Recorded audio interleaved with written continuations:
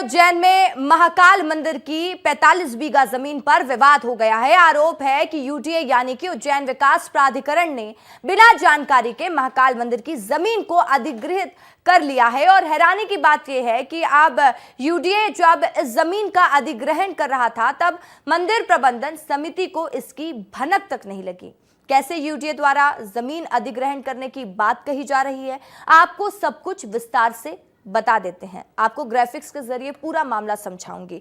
दरअसल महाकाल मंदिर के नाम पर निमनवासा गांव में 45 बीघा जमीन दान की गई थी।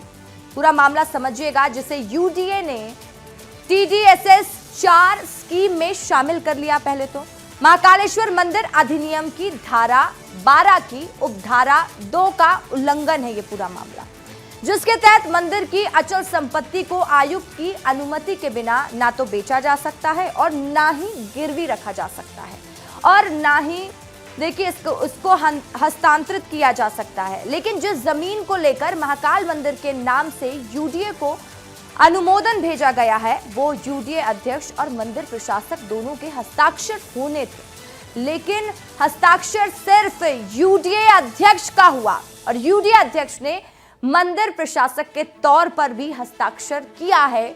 मामले को लेकर कलेक्टर क्या कह रहे हैं, सुन लीजिए एक बार। राजस्व विभाग द्वारा धर्मस्व विभाग द्वारा भी इस संबंध में सर्कुलर जारी किए गए हैं कि बिना शासन की अनुमति के जो है ये चीज़ें नहीं हो सकती हैं।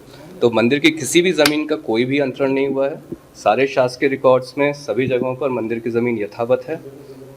यूडीए का जो प्लान था उसमें बोर्ड में ये प्रस्ताव रखा गया था कि मंदिर की सारी ज़मीन इंटैक्ट रहेगी, मंदिर की कोई भी ज़मीन जो है इस पूरी योजना से प्रभावित नहीं होगी और वही स्टैंड जो है हर जगह पर लिया गया है। तो उधर महाकाल मंदिर की जमीन अधिग्रहण मामले को लेकर विपक्ष सरकार को घेर रही है। पीसीसी चीफ जीतू पटवारी ने सरकार पर निशाना साधते हुए भ्रष्टाचार के चरम पर होने की बात कह दी है। जीतू पटवारी क्या कह रहे हैं, सुन लीजिए।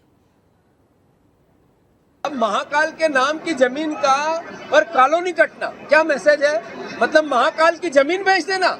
इस तरह का तांडव उससे पहले कभी किसी शहर में किसी मुख्यमंत्री, कांग्रेस का, बीजेपी का, अन्य दल का, किसी राज्य के में यह नहीं सुना था जो आज उज्जैन में हुआ। हम इसकी निंदा करते हैं। महाकाल की जमीन अगर बिक्री है इसका मतलब है कि सब कुछ भ्रष्ट होने वाला है और कांग्रेस इसके लिए सजग भी है और अपना दायित्व भी निभाएगी।